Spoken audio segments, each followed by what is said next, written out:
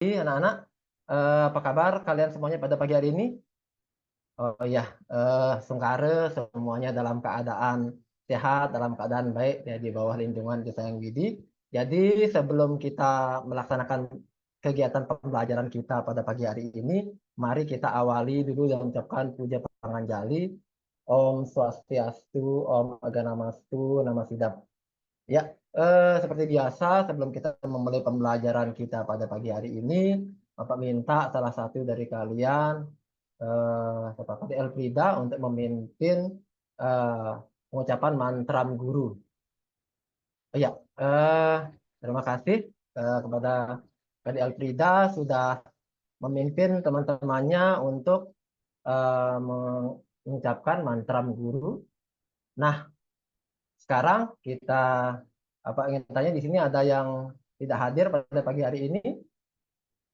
Ya, oh sepertinya di sini semuanya sudah hadir ya. Ya, jadi wajib kita syukuri karena kita semua bisa melaksanakan pembelajaran pada pagi hari ini secara lengkap. Jadi tidak ada yang tidak hadir. Ya, sebelum Bapak masuk ke dalam materi pembelajaran, di sini Bapak ingin bertanya kepada anak-anak semuanya. Apa ada yang kalian ketahui? Apa yang kalian ketahui tentang cerita Mahabharata dan Ramayana? Ya, benar. Dari Kak Yuli, ya Mahabharata itu ya seperti yang dikatakan tadi ya, Mahabharata itu adalah cerita tentang peperangan antara Pandawa dan Korawa. Ada lagi yang lain?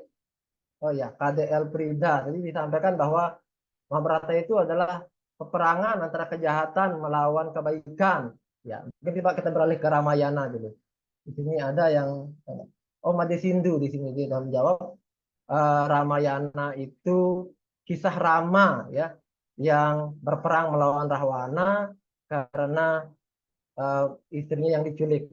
Ya, jadi dari yang jawaban kalian tadi, Bapak lihat sudah banyak yang tahu tentang Mahabharata dan Ramayana. Tapi di sini apa ingin bertanya lagi nih. Nah, Mahabharata dan Ramayana ini adalah bagian dari kitab apa? Nah, ya, Gusti Wisnu, apa tadi? Ya, ya benar. Mahabharata Ramayana ini adalah bagian dari kitab Itihasa ya. Nah, mungkin ada yang tahu lagi nih. Kitab Itihasa ini bagian dari kitab apa di dalam kitab suci kita? Ya, Sri Wahyuni, ya benar. Kitab Upaweda. Ya, jadi dari jawaban-jawaban kalian semua, jadi di sini ya Pak lihat ada banyak ya yang sudah membaca bukunya. Jadi sehingga materi yang kita pelajari pada pagi hari ini, ya kalian mungkin sudah tahu dari jawaban dari Sri Wahyuni, kita mempelajari materi tentang Upaweda ya.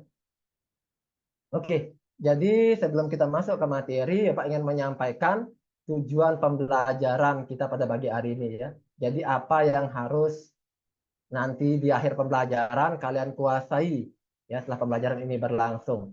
Yaitu yang pertama menjelaskan tentang pengertian Upaweda, yang kedua itu kalian itu mampu menyebutkan dan menjelaskan bagian-bagian dari Upaweda.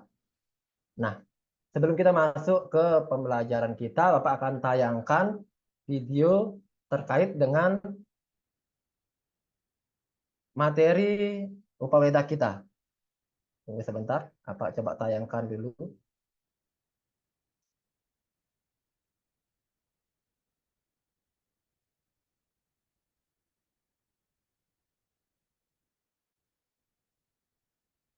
Ya, sudah terlihat sepertinya ya. Di sini sudah terlihat. Ya, apakah putar dulu? Tunggu sebentar.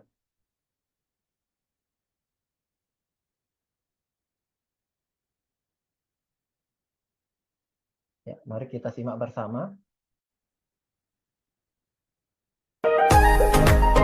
Sudah terdengar sepertinya.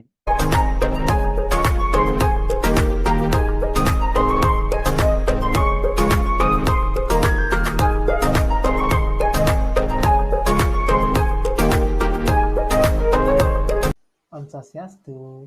Pada pertemuan kali ini, kita akan membahas materi tentang Upaweda sebagai tuntunan hidup.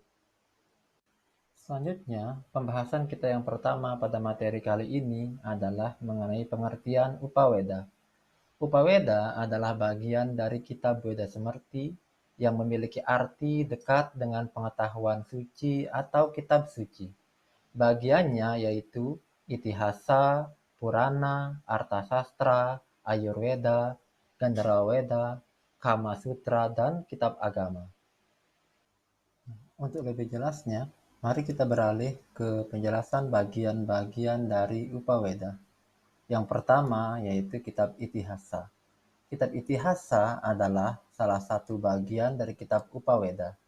Kata Itihasa memiliki arti sesungguhnya kejadian itu begitulah nyatanya. Kitab ini menceritakan tentang sejarah perkembangan raja-raja dan kerajaan Hindu pada masa lampau. Kitab Itihasa dikelompokkan menjadi dua, yakni Kitab Mahabharata dan Ramayana. Kitab Mahabharata ditulis oleh Maharsi Vyasa dan Kitab Ramayana ditulis oleh Maharsi Walmiki. 2. Kitab Purana. Kitab Purana merupakan kitab kedua dari Upaweda. Kata Purana ini memiliki arti menceritakan sejarah zaman kuno. 3. Kitab Artasastra. Kitab ini adalah salah satu bagian dari Upaweda yang berisi tentang ilmu pemerintahan atau ilmu politik. Penulis dari kitab Artasastra adalah Rsi Kautilya atau yang lebih dikenal dengan nama Chanakya. Kitab ini ditulis sebagai kritik atas tindakan dari raja pada saat itu yang hidup bermewah-mewahan dan memungut pajak yang tinggi, sedangkan rakyatnya hidup di bawah garis kemiskinan. Bagian yang keempat yaitu Kitab Ayurveda. Kitab ini adalah salah satu bagian dari Upaweda yang berisi tentang ilmu kesehatan atau ilmu kedokteran. Yang kelima yaitu Kitab Gandharwaveda. Kitab ini adalah salah satu bagian dari Upaweda yang menguraikan tentang ilmu yang berkaitan dengan seni dan budaya. Dan bagian yang keenam dari kitab Upaweda yaitu kitab Kama Sutra. Kitab ini adalah salah satu bagian dari Upaweda yang berisi tentang ilmu yang berkaitan dengan asmara dan seni. Penulis dari kitab ini adalah Bhagawan Watsyayana. Sampai di sini materi yang dapat Bapak sampaikan pada kesempatan kali ini. Semoga dapat bermanfaat bagi kita semua. Sampai bertemu di video selanjutnya dan Bapak akhiri dan mengucapkan puja Parama Santi. Om Santi Santi Santi Om. Ya, tadi sudah kalian simak ya secara bersama penjelasan singkat dari video yang Bapak buat tentang materi Upaweda. Nah, sambil menunggu Bapak share screen lagi, eh, Bapak ingin bertanya ini kepada kalian semua di sini, ada apa yang tadi dapat disimak dari penjelasan video yang sudah kalian tonton bersama? Ya, tadi dari Majlis Hindu ya tentang Upaweda ya. Jadi Upaweda itu tadi disampaikan dalam Majlis Hindu adalah dekat dengan pengetahuan suci ya, atau kitab suci. Ya, ada lagi? Oh ya, Kayan apa tadi dibilang? Oh ya, eh tadi bagian-bagiannya ya, bagian-bagian dari Upaweda itu ada 7 dijawab sama Kayan Eka Yuli. Berarti ada Itihasa, ada Purana, ada Ayurveda, Artasastra, Gandharwaveda, Kama Sutra, dan Kitab Agama. Ya. Ada lagi mungkin yang lain? Ya, Kak Elfrida? Ya, benar. Kak Elfrida menjawab tentang itihasa. Ya, itihasa itu pengertiannya sesungguhnya kejadian itu begitulah nyatanya ya. Ya, ya. Jadi dari jawaban-jawaban kalian tadi, ya, ternyata ya anak-anak Bapak di sini sebagian besar sudah menyimak ya, bisa menyimak dengan baik video yang tayangkan tadi. Ya, selanjutnya kita lanjut ke pembelajaran kita, yaitu untuk bisa kita lebih mendalam lagi pemahaman kita tentang Upaweda ya, khususnya bagian itihasa. Sekarang bagian itihasanya, Bapak akan membagi kalian ke dalam 3 kelompok ya, di masing-masing kelompok, karena di sini ada 14 orang, jadi Bapak bagi masing-masing ada 4 orang dan ada 5 orang siswa ya. Nah, kira-kira apa yang akan didiskusikan? Yang akan didiskusikan ini, nah ini bagian kelompoknya dulu. Bagian kelompoknya, kelompok 1, kelompok 2, dan kelompok 3 bisa disaksikan di sini. Kelompok 1 itu Mati Sindu, Nur Hasana, Suyasa. Kelompok 2 Adi Elfrida, Mati Darmika. Kelompok 3 Gusti Putri Wisma, Kayan Eka Yuli. Ya. Ini diingat nanti masing-masing teman-teman masing-masing kelompoknya. Oke, tugasnya di sini baik kelompok 1, kelompok 2 maupun kelompok 3, Bapak berikan tugas yang sama, yaitu mencari ya pengertian itihasa dan juga menjelaskan bagian-bagian dari itihasa itu apa saja. Kemudian nilai-nilai apa yang dapat dipelajari serta relevansi nilai-nilai tersebut, atau istilahnya apa sih dia nilai-nilai tersebut, apakah masih bisa kita laksanakan atau kita terapkan pada kehidupan kita saat ini. Ya. Link LKPD-nya sudah Bapak share di grup, dan nanti untuk penyajiannya, untuk penyajian presentasinya, Bapak memberikan pilihan. Di sini Bapak sudah menyiapkan ada kertas manila, jadi nanti bagi anak-anak yang memang ingin menampilkan dengan gambar, yang membuat gambar sendiri dan juga memberikan penjelasan singkat, bisa bisa membuat dalam bentuk poster. Dan juga untuk anak-anak yang memang lebih senang menggunakan komputer, bisa nanti membuat presentasinya menggunakan, ya ini bisa menggunakan Canva atau PowerPoint ya. Jadi nanti setelah kalian berdiskusi tentang materi tadi, tentang tugas tadi, bisa kalian sampaikan langsung di depan kelas. Jadi di sini Bapak akan berikan waktu selama 20 menit ya kepada kalian semua untuk berdiskusi dengan teman-teman kelompoknya.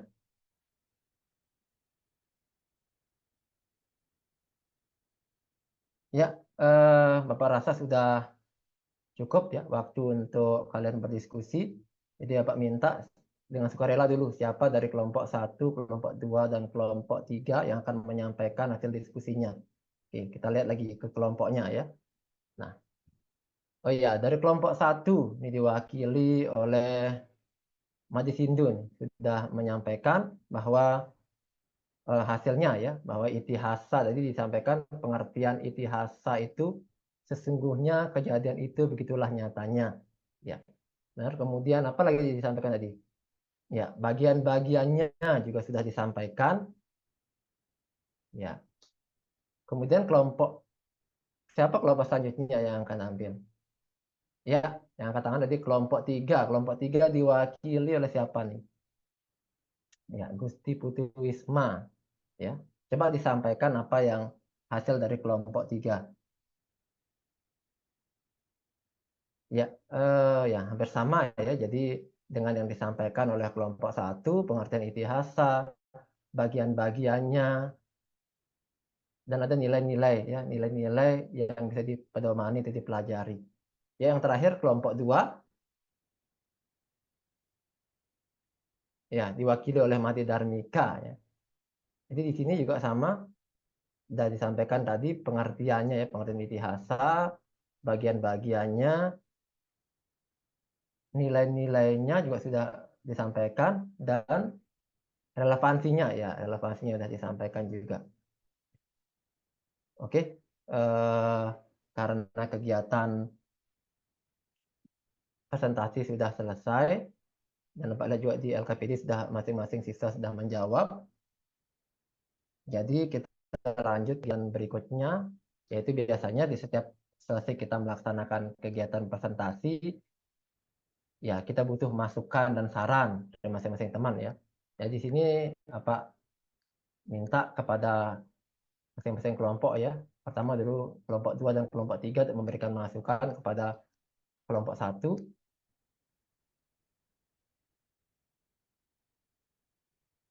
Ya, sepertinya di sini semuanya tadi menjawab sudah bagus ya. Jadi belum ada yang mau untuk memberikan saran ya. Jadi dirasa masing-masing kelompok merasa bahwa teman-teman kelompoknya sudah melaksanakan dengan baik.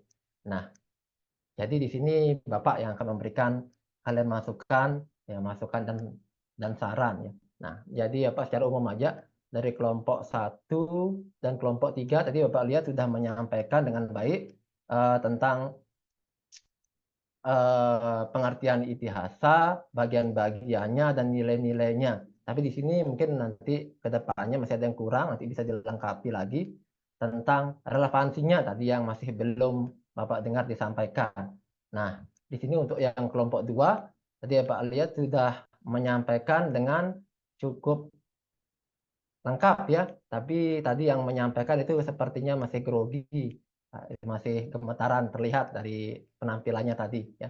Walaupun sebenarnya hasilnya sudah sesuai ya dari permintaan tugas kita. Ya, eh, itu yang dapat Bapak berikan ya masukan dan juga saran. Jadi nanti ke depannya mungkin bisa kita perbaiki di pertemuan-pertemuan kita ke depannya. Kita lanjut ke refleksi. Jadi refleksi di sini ada yang tahu refleksi? Nggak ada yang tahu ya. Refleksi itu artinya kita itu bercermin. Jadi bukan hanya kita bercermin di rumah melihat wajah kita cantik atau enggak ya, ganteng atau enggak, tapi kita lebih bercermin ke dalam diri kita.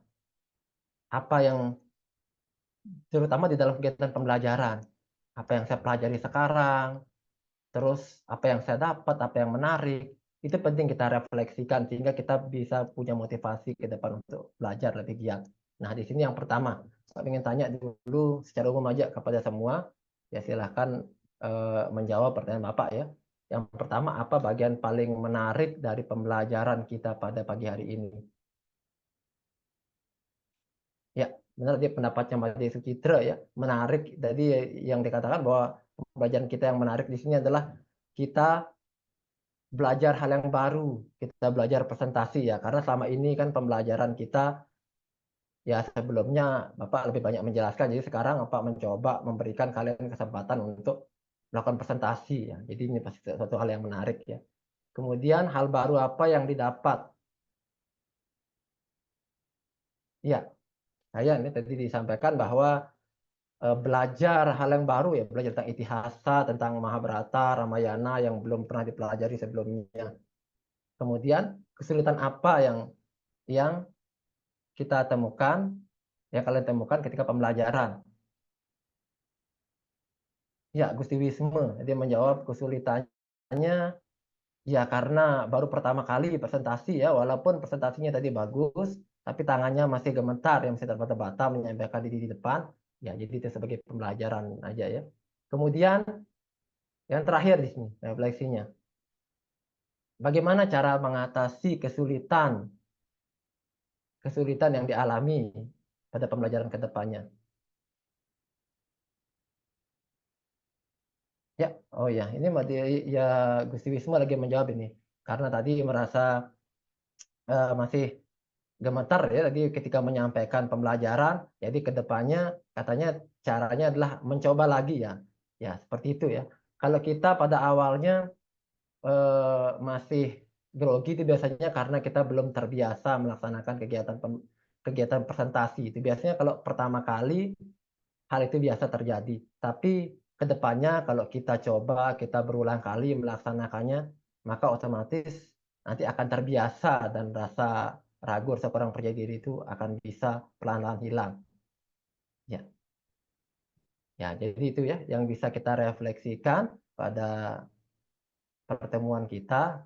Nah, sebelum kita mengakhiri pembelajaran, kita perlu melaksanakan evaluasi dulu nih, supaya tadi tujuan pembelajaran yang Pak sampaikan tadi paling tidak bisa tergambar apakah kalian sudah mencapai tujuan pembelajaran kita yang tadi apa belum.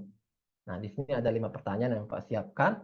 Yang pertama itu tentang apa yang dimaksud dengan upaweda. Ya, semuanya Pak lihat ini mengangkat tangan sepertinya ini semuanya sudah tahu ya apa itu Upaweda. Tapi Bapak kasih kesempatan salah satu dulu di sini, Mati Darmika. Mati Darmika, apa itu Upaweda? Ya, benar sekali ya. Upaweda itu artinya dekat dengan pengetahuan suci atau kitab suci. Ya, kemudian yang kedua, ini bagian-bagian dari Upaweda.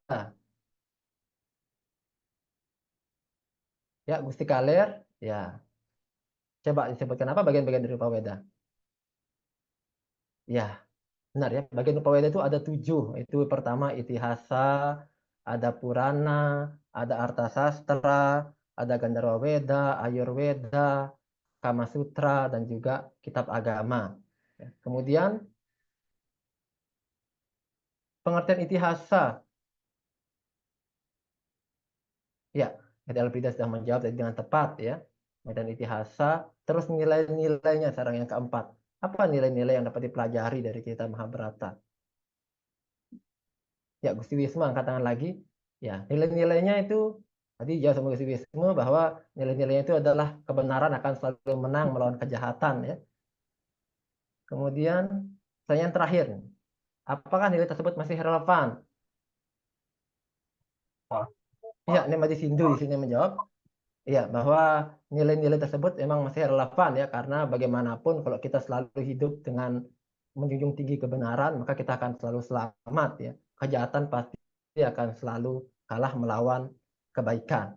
Nah, jadi dari jawaban anak tadi Bapak lihat sudah tergambar ya bahwa kalian sudah bisa memahami dengan baik dan apa yang kita pelajari pada pagi hari ini. Jadi sebelum Bapak akhiri, Bapak akan kasih nanti kalian tugas setelah pembelajaran ini selesai, Bapak kasih tugas untuk bisa dikerjakan di rumah. Nah, semoga apa yang kita pelajari pada pagi hari ini dapat bermanfaat bagi kita semua. Jadi nanti tugasnya yang Bapak kasih dikerjakan di rumah. Kita akhiri pertemuan kita pada pagi hari ini dengan mengucapkan puji Parama Santi. Om Santi Santi Santi Om.